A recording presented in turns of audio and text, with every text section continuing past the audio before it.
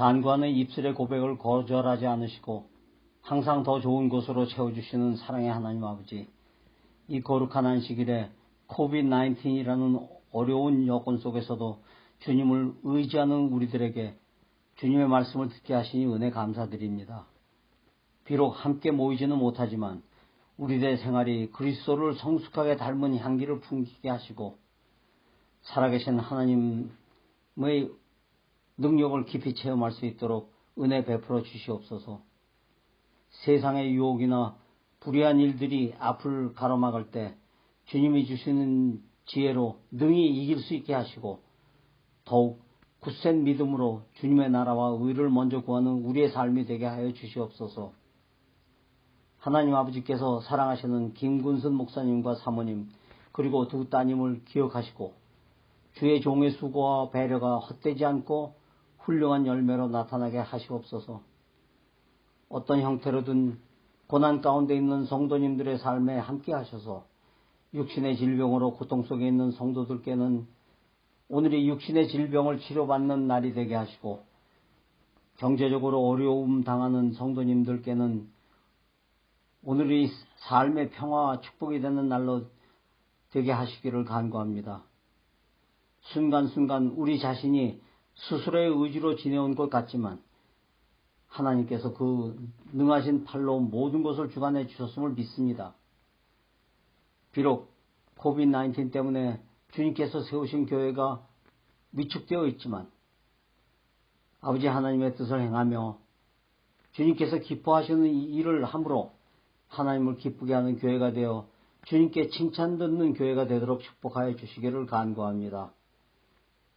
점점 마지막이 가까운 이때 주님의 뜻이 무엇이며 하나님께서 기뻐하시는 일이 무엇인지 분명히 깨닫고 분별하여 하나님의 뜻을 이루며 주께서 이 교회를 세우신 목적을 이루므로 놀라운 축복과 칭찬을 듣는 교회가 되도록 인도하여 주시옵소서. 세상을 향한 책임을 다하고 이웃을 돌보는 사랑의 공동체가 되게 하옵소서. 사소한 일에 유혹받지 말게 하시고 날마다 믿음이 성숙하고 성장하여 많은 이웃에게 하나님의 진리를 전파하고 확장하는 주님의 교회로 성장하게 하여 주시기를 간절히 기도드립니다. 오늘의 예배를 은혜로 허락하실 줄 믿으며 주님의 말씀을 대언하시는 주의 종의 입술이 성령으로 충만케 되시기를 믿으며 예수님의 거룩한 이름으로 기도드렸습니다. 아멘.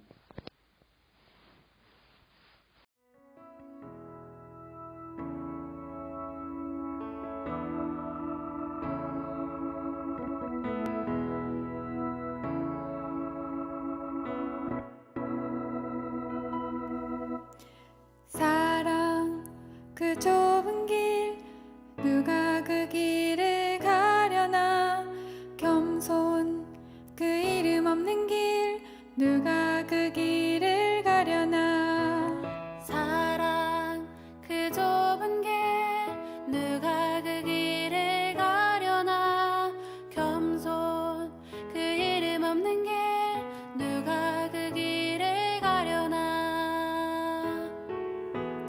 누가 주의 마음 알아 자매의 눈물 닦아주며 누가 형제의 허물 사랑으로 덮으려나 누가 주의 마음 알아 절망에 갇힌 영혼 찾아 위로의 손 내밀어 사랑으로 안으려나 사랑 그 좁은 길 누가 그 길을 가려나 겸손 그 이름 없는 길 누가 그 길을 가려나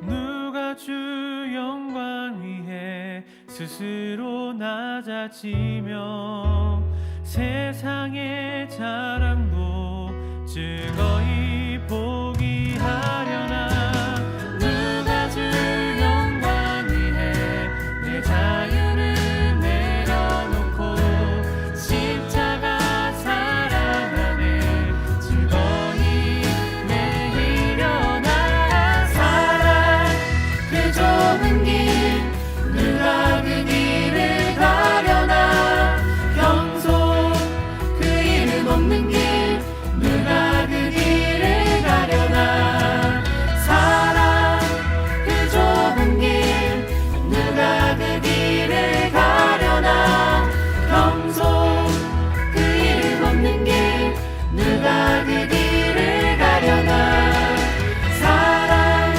그 좁은 길 누가 그 길을 가려나 겸손 그 이름 없는 길 누가 그 길을 가려나 사랑 그 좁은 길 누가 그 길을 가려나 겸손 그 이름 없는 길 누가 그 길을 가려나 사랑 그 좁은 길 누가 그 길을 가려나 겸손 그 이름 없는 길 누가 그 길을 가려나 사랑 그 좁은 길 누가 그 길을 가려나 겸손 그 이름 없는 길 누가 그 길을 가려나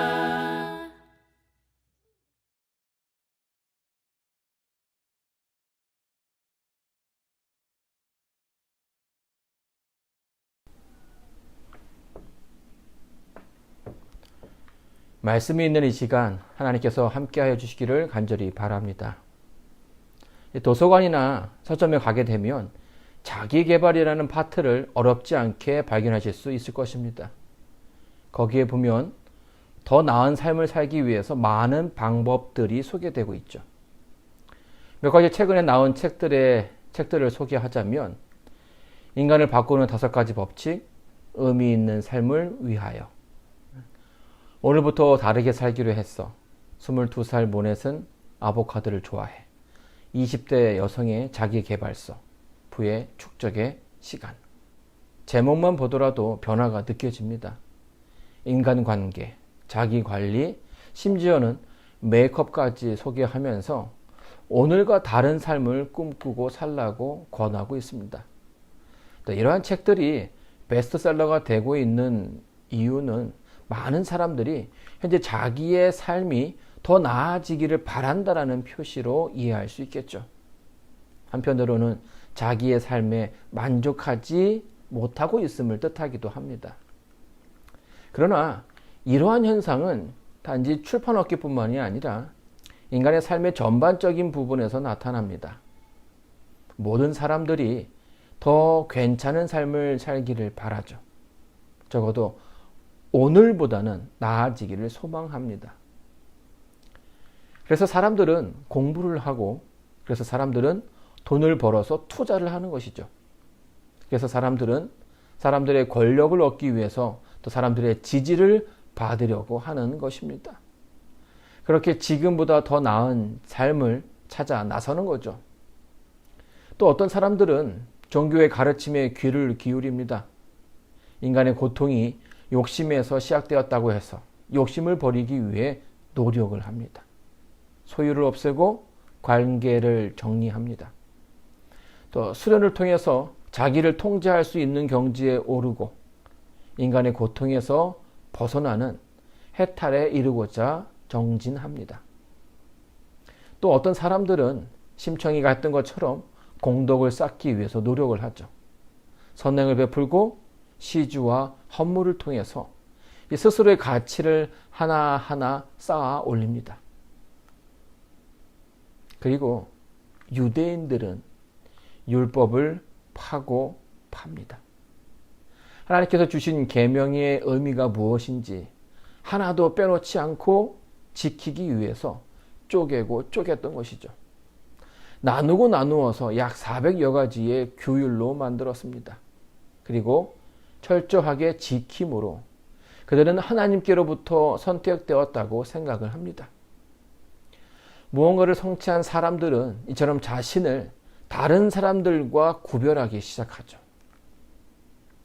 성장한 사람과 성장하지 못한 사람, 또 열반에 이른 사람과 그렇지 못한 사람, 선택받은 사람과 선택받지 못한 사람, 금수저와 흙수저, 그리고 유대인들은 자신들과 다른 이방인들을 구별하기 시작했습니다. 그러나 사도 바울은 이러한 구별들에 대해서 아주 명쾌하게 정의합니다. 로마서 3장 9절로 18절입니다. 그러면 어떠하뇨? 우리는 나으뇨? 결코 아니라.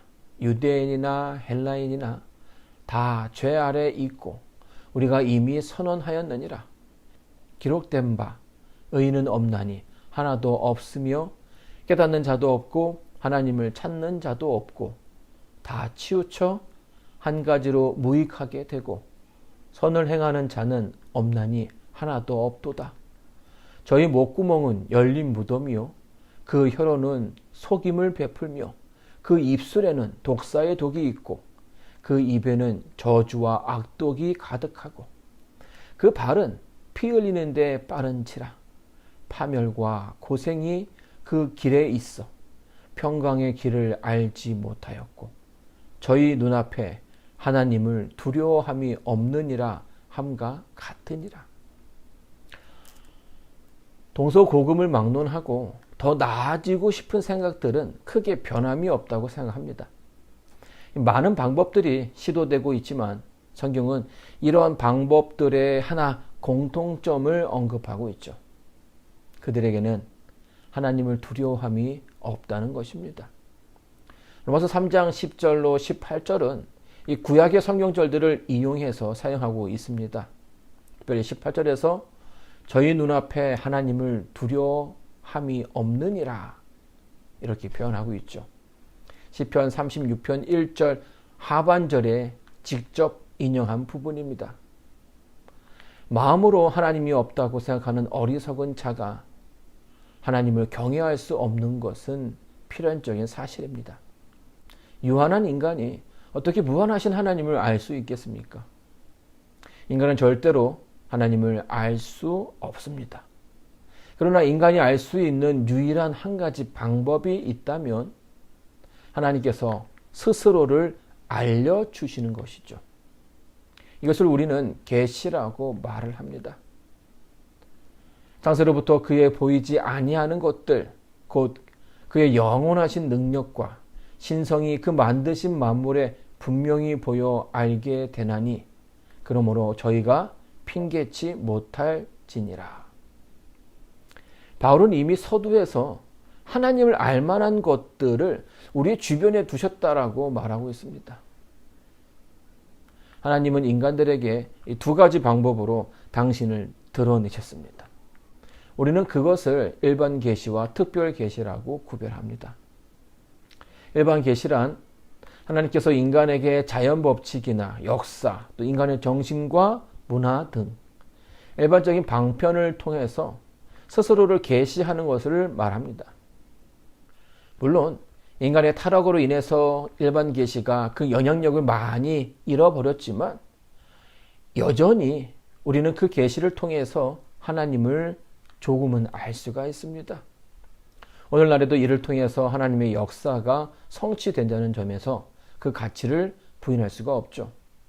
일반 계시의 내용들을 살펴보면 첫 번째, 피조물을 통해서 그것을 만드신 하나님의 영원하신 능력과 신성이 드러납니다. 두 번째는 자연 속에 나타난 계시를 통해서 성경 말씀의 진정성이 확고하게 됩니다. 세 번째는 인간의 양심에 작용하여 사회의 질서를 유지하게 됩니다. 네 번째는 죄인으로 하나님을 찾고 간구하게 하는 동기를 부여하게 되죠. 그리고 마지막으로 인간이 타고난 본성으로 율법이 명하는 일을 수행할 수 있도록 만드는 것입니다. 하지만 죄가 세상에 들어온 이래 일반 계시로는 그분이 누구인지 어떤 분이신지를 아는 데에는 불충분하게 되었습니다. 그래서 하나님은 자신을 분명하게 알 수 있도록 계시하셨는데 이것이 특별 계시 혹은 특수 계시라고 말합니다. 구약 시대에는 하나님께서 직접 또는 또 천사나 선지자를 통해서 혹은 이적을 통해서 본인을 드러내 주셨습니다. 이 계시는 하나님이 인간이 되신 예수 그리스도의 성육신으로 절정에 달하게 되었죠. 즉 이전에 여러 방법으로 자신을 계시하신 하나님은 이 모든 날 마지막에 아들로 인간에게 말씀하신 것입니다. 따라서 가장 완전하고 특별한 계시는 예수 그리스도입니다. 그리고 하나님께서는 이러한 자신의 뜻이 잘 보존되고 전파되도록 하기 위해 자신의 뜻을 기록하게 하셨는데 그것은 바로 성경이지요. 그래서 특별 계시라고 하면 일반적으로 예수 그리스도와 성경을 가리킵니다. 우리는 특별 계시를 통해서 구원과 신앙인의 생활에 관한 모든 지식을 충분히 제공받을 수 있습니다. 하나님을 알만한 것들을 하나님은 인간들에게 충분하게 주셨습니다. 그러나 사람들은 그런 하나님을 인정하러 들지 않았죠. 그리고 하나님이 없는 생활을 선호하게 되었습니다. 하나님께서는 출애굽 시대에 시내산에서 모세와 그 백성들에게 하나님의 십계명을 주셨습니다. 그리고 각 시대마다 그 율법의 내용을 더 구체적으로 설명해 주는 선지자들을 보내주셨죠. 이것이 이 유대인을 향한 하나님의 뜻이었습니다. 그러나 이스라엘은 자주 하나님을 떠나 이방신들을 섬겼죠. 이것의 반복이 이스라엘의 역사입니다. 사사시대에도 왕정시대에도 하나님은 계셨지만 그들은 틈만 나면 뭐합니까? 하나님을 떠나서 이방 신들에게 나아갔습니다. 바벨론 유수 이후에 그들의 삶에는 큰 변화가 생기게 됩니다. 그들의 고난이 하나님을 떠나서 생긴 것이라는 자각을 하게 되었고요. 하나님의 율법에 대한 좀 더 보수적인 생각을 갖게 되었습니다. 십계명에 대한 그들의 열심은 율법을 나누기 시작했습니다. 세분화시켜서 더 잘 지키기 위해 노력을 했죠. 그렇게 나눈 계명의 종류가 약 400여 가지였습니다. 지금도 이스라엘의 종교인들은 그 율법들을 지키고 살아가고 우리 주변에서도 그 흔적들을 찾아볼 수가 있습니다. 하지만 예수님은 그들의 그 종교 생활의 문제점을 제기하고 있습니다. 마태복음 23장 23절로 24절입니다. 화 있을진저 외식하는 서기관들과 바리새인들이여 너희가 박하와 회향과 근처에 11조를 들이되 율법에 더 중한 바 의와 인과 신은 버렸도다. 그러나 이것도 행하고 저것도 버리지 말아야 할지니라. 소경된 인도자여 하루살이는 걸러대고 약대는 삼키는도다. 그들은 율법을 받았지만 율법이 무엇을 말하고 있는지는 알지 못했습니다. 단지 세리와 다름에 기뻐했고 이방인과 같지 않음에 감사했을 뿐입니다. 그런 그들의 이런 행동의 밑바닥에는 율법을 가지고 있다라는 특별한 자부심이 있었습니다. 그리고 율법을 갖지 못한 이방인들을 무시하고 하대하였습니다. 그들은 율법을 쪼개기 시작했습니다. 그리고 결국 그것을 인간이 지킬 수 있는 것들로 만들었죠. 자, 그 말은 하나님이 없이도 율법을 지킬 수 있다라는 말입니다. 그들은 율법을 다 지키고 있다고 생각했고 또 율법을 지킴으로 스스로 의롭다라고 생각했습니다. 그들은 더 이상 죄인도 아니고 아프지도 않고 예수님이 필요하지 않았습니다. 예수께서 들으시고 이르시되 건강한 자에게는 의원이 쓸데없고 병든 자에게라야 쓸데있느니라. 유대인들은 죄로 인해 죽어가고 있음에도 불구하고 스스로 아프지 않다라고 생각을 했습니다.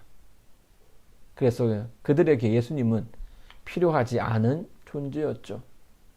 그러나 유대인들은 그 율법이 하나님께서 구원을 위해서 주신 것이 아니라는 사실을 깨닫지 못했습니다. 로마서 3장 19절로 20절입니다. 우리가 알거니와 모른 율법이 말하는 바는 율법 아래에 있는 자들에게 말하는 것이니 이는 모든 입을 막고 온 세상으로 하나님의 심판 아래에 있게 하려 함이니라. 그러므로 율법의 행위로 그의 앞에 의롭다 하심을 얻을 육체가 없나니 율법으로는 죄를 깨달음이니라. 그래서 바울은 이방인이나 유대인 모두가 같다라고 이야기합니다. 일반 계시로 양심을 가졌던 이방인들도 하나님을 그들의 안에 모시기를 거절했습니다. 특별 계시로 율법을 가졌던 유대인들도 마찬가지로 하나님의 뜻대로 살기보다는 자신의 의를 자랑했던 것이죠. 모두가 율법 아래에 있었고 하나님을 알만한 것들이 그들에게 주어졌지만 그들은 모두 하나님을 거부합니다. 그리고 그들 모두가 죄 아래에 있게 되었던 것이죠. 이제는 율법 외에 하나님의 한 의가 나타났으니 율법과 선지자들에게 증거를 받은 것이라. 얼핏 보면 이 기독교는 비판주의와 회의주의로 점철된 단체로 보일 수 있습니다. 이 세상을 죄가 가득한 곳으로 보기 때문이죠. 인간의 삶에 희망은 존재하지도 않고 죽음으로 치닫고 있는 것을 강조합니다. 그것을 벗어나기 위한 인간의 모든 노력은 하나같이 소용이 없다고 하는 것이 기독교의 가르침입니다. 그러나 이 기독교는 허무주의나 염세주의가 아닙니다. 바울은 조금 강하게 이야기를 했지만 그것은 로마에 있는 사람들에게 이 복음에 대해서 설명하기 위한 것이었습니다. 이것은 분명히 율법으로 연결되어지는 의는 아닙니다. 구원은 예수를 믿음으로 주어지는 것입니다. 세대주의자들은 구약시대의 구원을 이루기 위한 방편으로 인간에게 율법이 주어졌다고 생각합니다. 그래서 구약시대에는 사람들이 그렇게 열심히 뭐합니까? 율법을 지켰다라는 것입니다. 하지만 구약시대를 끝으로 율법의 시대는 끝났고 신약시대에 들어와서는 이제 은혜의 시기가 도래했다라고 얘기하죠. 그래서 우리는 하나님의 은혜로 또 사랑으로만 구원을 받았기 때문에 율법을 지킬 필요가 없다라고 이야기합니다. 바로 이것이 세대주의자들이 말하는 내용이죠. 그러나 다시 한번 말씀드리지만 성경은 한 번도 율법을 구원의 도구로 준 적이 없습니다. 우리가 흔히 말하는 원복음을 한번 보도록 하겠습니다. 창세기 3장 15절입니다. 내가 너로 여자와 원수가 되게 하고 너의 후손도 여자의 후손과 원수가 되게 하리니 여자의 후손은 내 머리를 상하게 할 것이요 너는 그의 발꿈치를 상하게 할 것이니라 하시고, 아담과 하와가 범죄한 후로부터 성경은 예수님의 탄생을 예언하고 있습니다. 창세기 2장에서 선악과를 먹으면 죽으리라 하나님께서 말씀하셨지만 사실 그들이 선악과를 먹는 그날 두 사람은 죽지 않았습니다. 하지만 그렇다고 해서 아무도 죽지 않는 것은 아니죠. 그날 한 짐승이 죽임을 당합니다. 그것은 무화과 나무로 옷을 지어 입은 최초의 인류에게 하나님은 가죽옷을 지어 입히셨죠. 그날 누가 죽었는지 아시겠습니까? 하나님이 가죽옷만 따로 창조하시지는 않으셨습니다. 털이나 뿔과는 다르게 가죽은 벗겨내면 짐승은 죽게 됩니다. 하나님께서 이 부분에서 가죽옷을 지어 입히셨다라는 말은 그날 하나님께서 한 짐승을 죽이고 그 짐승으로부터 가죽을 취했다라는 뜻으로 이해하시면 되겠습니다. 자, 그렇다면 그날 죽은 짐승은 누구입니까? 우리는 성경의 곳곳에서 그날 죽은 짐승이 양이었다라는 사실을 알게 됩니다. 이스라엘의 제사에서 범죄한 죄를 사하기 위해서 필요한 짐승은 양이었습니다. 해마다 수십만 마리의 양들이 이스라엘 백성들의 죄를 위해서 죽어갔습니다. 그리고 그 많은 양들은 바로 이 땅에 오실 예수님을 상징하는 것이었습니다. 요한복음 1장 29절입니다. 이튿날 요한이 예수께서 자기에게 나아오심을 보고 가로되 보라 세상 죄를 지고 가는 하나님의 어린 양이로다. 침례 요한은 예수님을 가리켜서 세상 죄를 지고 가는 하나님의 어린 양이라고 설명을 합니다. 그리고 그분은 십자가 위에서 인류를 대신해서 죽임을 당하셨습니다. 이 사건으로 사단은 자신의 정체가 온 우주에 드러나게 되었고요. 사단의 운명은 더욱 확실해졌죠. 이 구약이 말하는 구원의 조건은 율법이 아니라 원래 처음부터 누구입니까? 예수 그리스도였습니다. 구약은 단지 약속을 받았을 뿐이고 신약에서는 그 약속이 실체를 통해서 확증되었던 것뿐입니다. 만약 세대주의자들이 말하는 사랑 혹은 은혜를 통해서 구원을 받는다라고 한다면 커다란 문제가 생기게 됩니다. 만약 제가 시내에서 규정속도 이상으로 차를 밟으면 곧 경찰이 따라올 것입니다. 여러분, 캘리포니아의 속도 위반은 약 500불 이상의 과태료를 물게 되죠. 그래서 제가 저의 그 딱한 사정을 말하고 경찰에게 빈다면 뭐 간혹 그것을 용서해 줄 수가 있을 것입니다. 하지만 그가 저에게 딱지를 주지 않았기 때문에 그 경찰은 사실은 뭐 하는 것입니까? 부당한 일을 하고 있는 것이죠. 물론 우리들은 죄인이기 때문에 변명하여서 사죄하고 용서할 수 있습니다. 그러나 하나님은 그렇게 하실 수 없죠. 왜냐하면 그분은 거룩하시고 의로우신 하나님이시기 때문입니다. 그래서 그분은 아들을 인간의 죄의 값으로 주신 것입니다. 로마서 3장 22절로 26절입니다. 곧 예수 그리스도를 믿음으로 말미암아 모든 믿는 자에게 미치는 하나님의 은이 차별이 없느니라. 모든 사람이 죄를 범하였음에 하나님의 영광에 이르지 못하더니 그리스도 예수 안에 있는 구속으로 말미암아 하나님의 은혜로 값없이 의롭다 하심을 얻은 자 되었느니라. 이 예수를 하나님의 그의 피로 인하여 믿음으로 말미암는 화목 제물로 세우셨으니 이는 하나님께서 길이 참으시는 중에 전에 지은 죄를 관가하심으로 자기의 의로우심을 나타내려 하심이니 곧 이때에 자기의 의로우심을 나타내사 자기도 의로우시며 또한 예수 믿는 자를 의롭다 하려 하심이니라. 송나라 때의 문헌인 사물기원에는 이 만두의 기원에 대해서 다음과 같이 설명을 합니다. 위, 촉, 오, 삼국시대에 제갈량이 남만을 정벌하고 돌아오는 길에 심한 풍랑을 만났다. 함께 있던 사람들이 남만의 풍습에 따라 사람의 머리 99개를 물의 신에게 제사 지내야만 한다고 했다. 그러자 제갈량이 밀가루로 사람의 머리 모양을 한 음식을 빚어 그것으로 제사를 지내자 풍랑이 가라앉았다.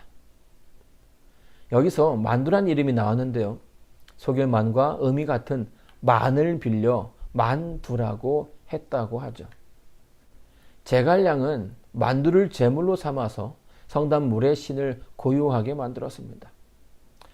본문에 등장하는 제물은 성난신을 달래기 위한 물건으로 알려져 있습니다. 그러나 25절에 나오는 화목 제물은 우리의 상식으로 이해하면 안 되죠.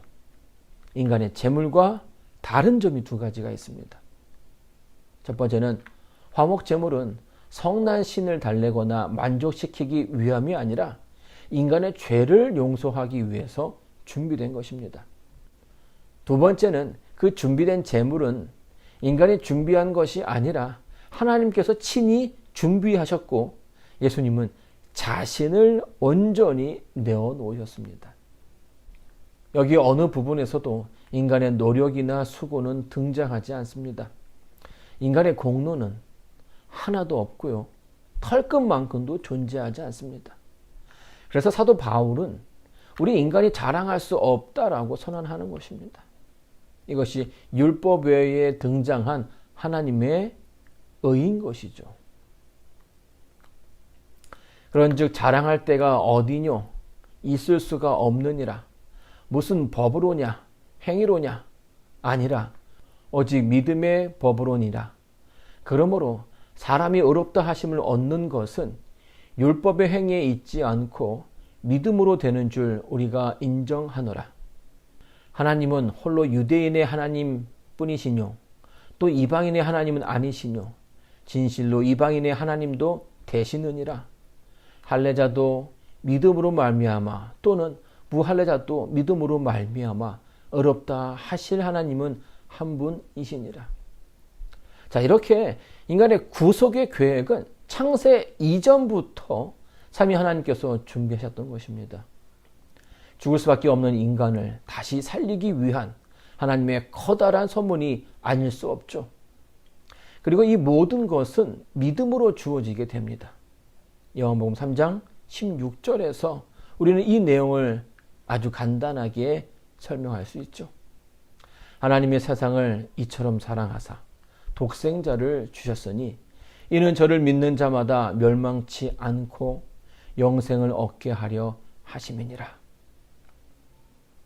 하나님은 아들 예수를 세상 모두를 위해서 주셨습니다.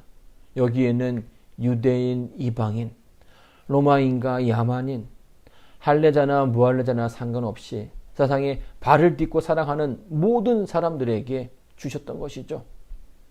그러나 그것은 모두가 다 얻는 것은 아니었습니다. 오직 뭐 하는 사람입니까?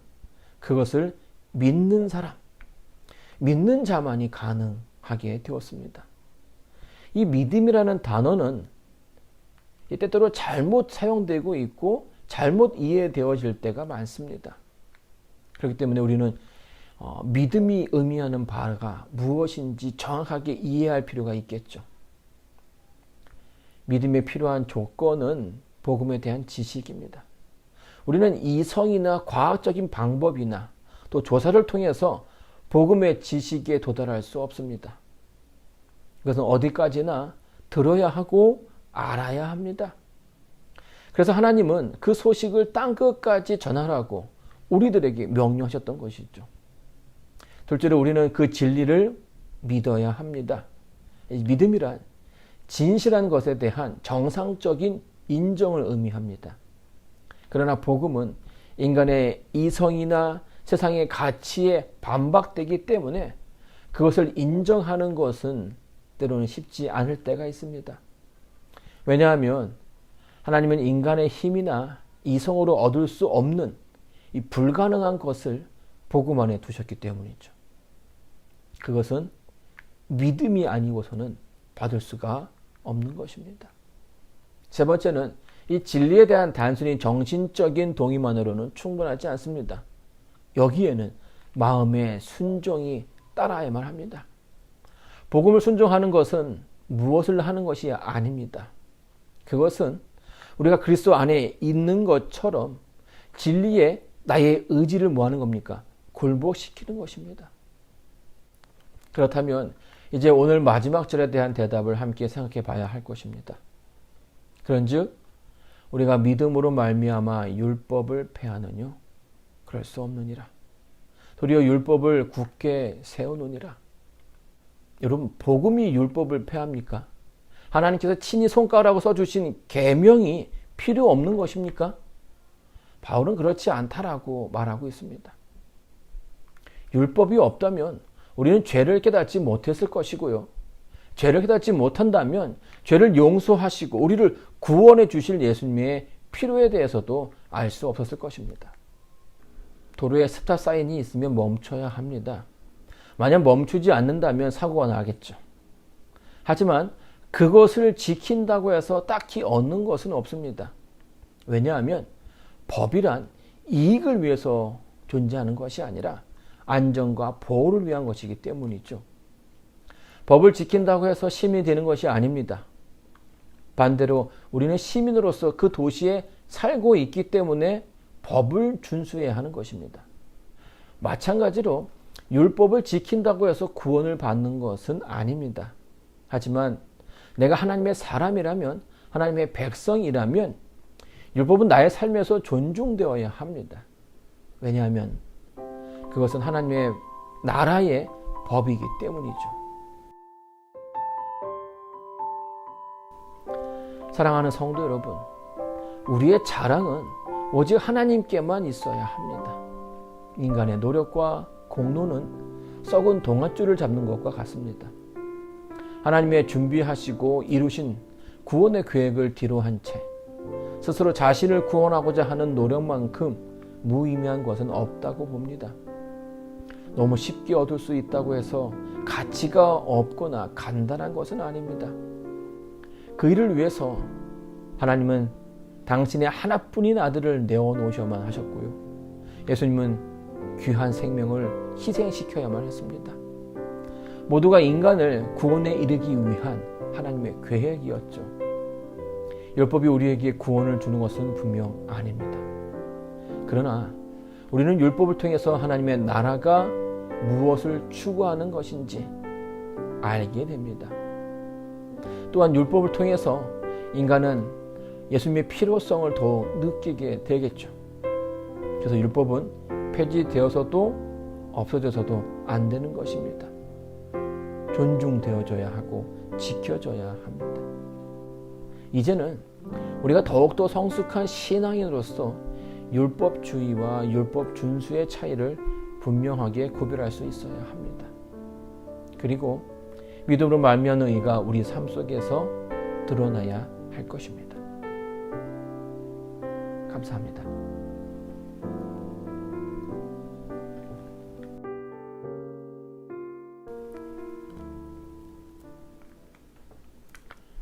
기도하겠습니다.